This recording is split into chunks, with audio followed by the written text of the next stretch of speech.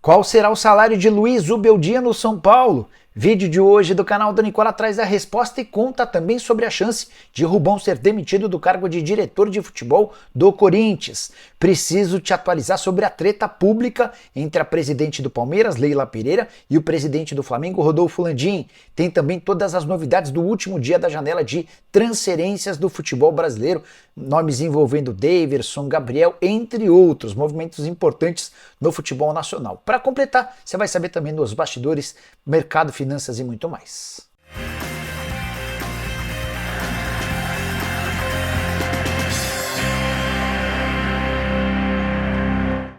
Fala aí pessoal, sou Jorge Nicola, bem-vindos a mais um vídeo do canal. Antes de mais nada, só queria pedir para você deixar seu like, se inscrever no canal e comentar sobre o que você quiser ao longo de todo o vídeo, combinado? Quanto mais engajamento, mais pessoas vão conhecer o nosso trabalho por aqui.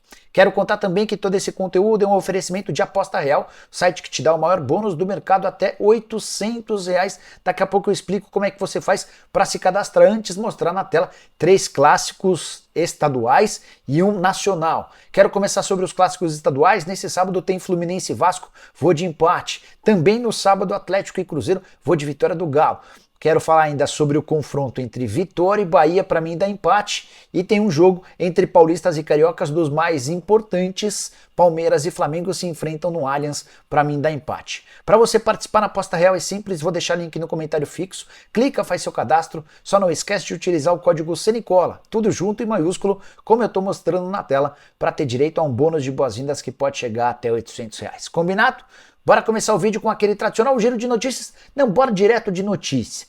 Quero falar primeiro sobre Daverson, que viveu uma sexta-feira super agitada. A primeira informação foi de que ele foi afastado do Cuiabá por conta de pequenos atos de indisciplina. Logo depois surgiu a notícia da proposta do Santos para contratá-lo. Peixe busca um centroavante e viu no Daverson a possibilidade de ter alguém para resolver seus problemas do ataque. Cuiabá até se interessou, abriu conversas com o Santos e enquanto os times tentavam chegar a um acordo, o empresário do Daverson disse que ele não se mudaria para o Santos. Tudo porque o Daverson tem um acordo verbal para deixar o Cuiabá em 2025. Ele vai assinar um pré-contrato a partir de julho para se mudar de graça para esse outro clube. O vínculo dele com o Cuiabá se encerra no dia 31 de dezembro desse ano. Conversei com o Cristiano Dresch, o presidente do Cuiabá, para descobrir qual é esse clube e o Cristiano me contou que o representante do Daverson não fez qualquer menção a esse time com quem o Daverson já tem contrato. Só para completar, importante contar que os números do Daverson na atual temporada são interessantes.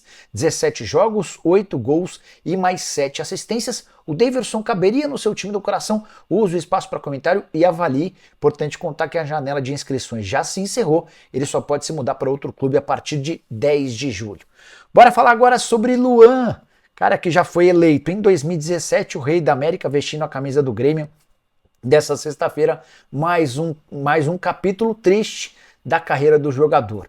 O Luan foi dispensado pelo Vitória, embora o anúncio tenha sido de uma rescisão amigável do contrato. O Vitória se cansou do Luan, procurou o jogador e chegou a um acordo para rompimento do contrato de forma antecipada. O vínculo só se encerrava em dezembro. O Luan deixa o Vitória menos de 100 dias depois de ser apresentado, com só 6 partidas disputadas, 188 minutos em campo, um único jogo como titular.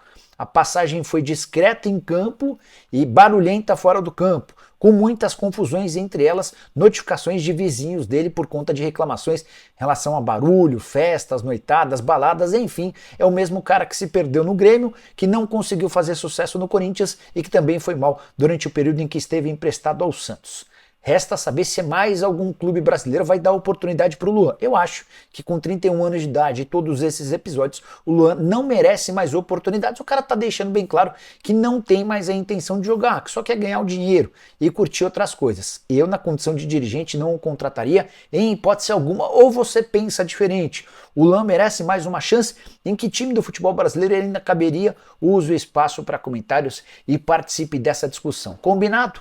Bora falar agora sobre Gabriel, ex-volante do Corinthians, pertence ao Internacional e é mais novo reforço do Atlético Paranaense. Cheguei a contar para vocês durante essa semana que o Botafogo, o Atlético Paranaense e um clube paulista conversavam com os representantes do atleta. Aquele que mais se interessou e foi além, apresentando uma proposta oficial ao Internacional, foi o Atlético, o Furacão, que fechou nessa sexta-feira a contratação do jogador por empréstimo. Gabriel, que tem 31 anos de idade, fica até o fim do ano, volta ao Internacional em 2025. Ele tem contrato com o Colorado até 31 de dezembro de 25.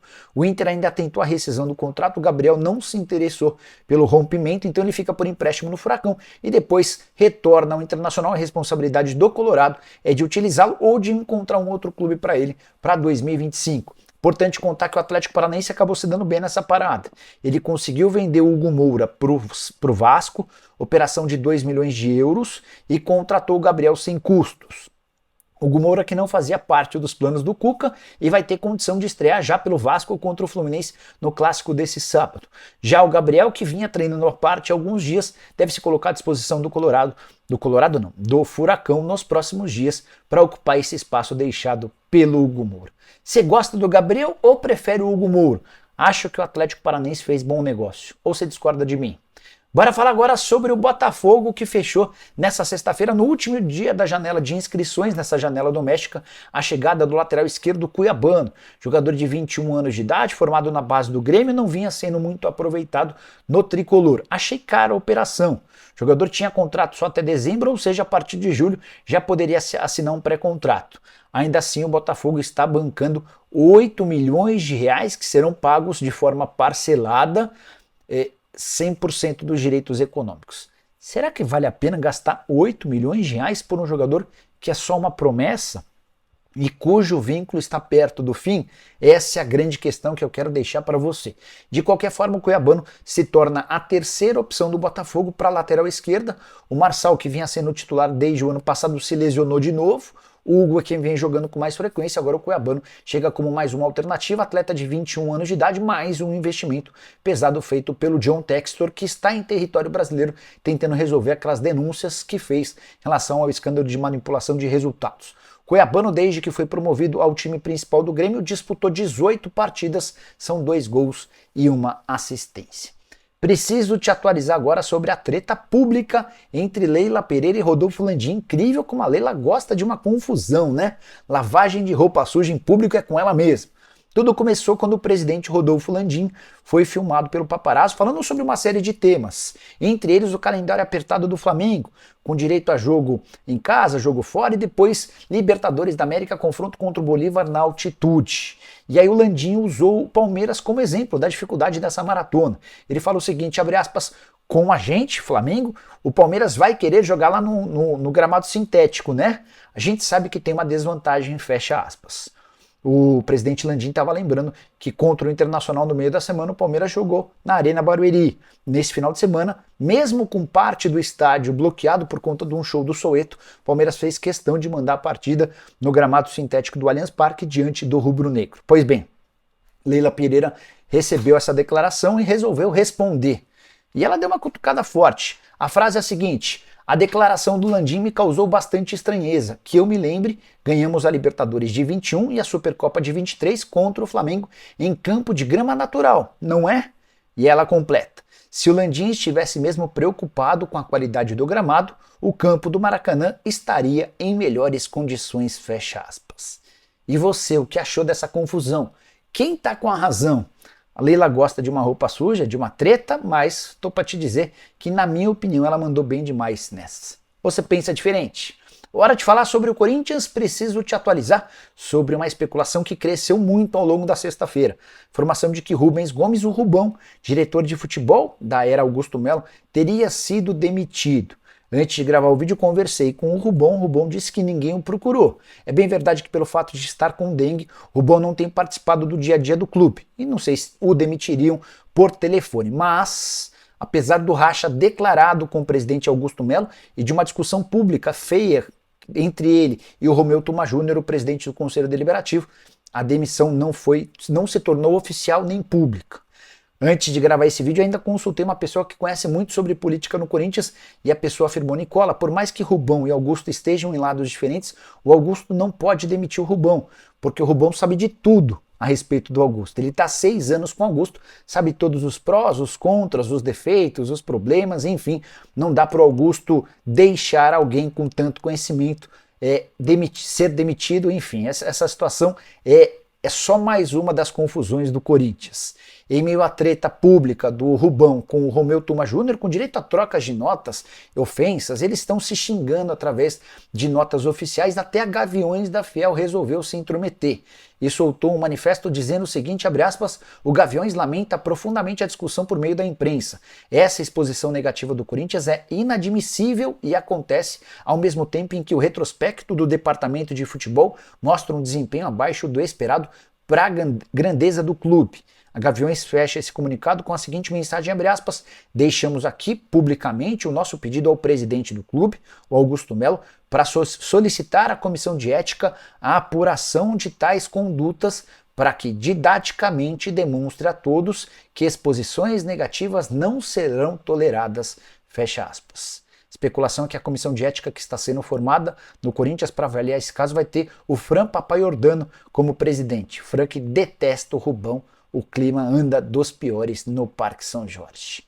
Bora fechar o vídeo para falar sobre o salário de Luiz Ubeldia, que ainda não foi anunciado de forma oficial pelo São Paulo, mas já tem um acordo desde a madrugada de quinta para sexta. Faltam pequenos detalhes burocráticos.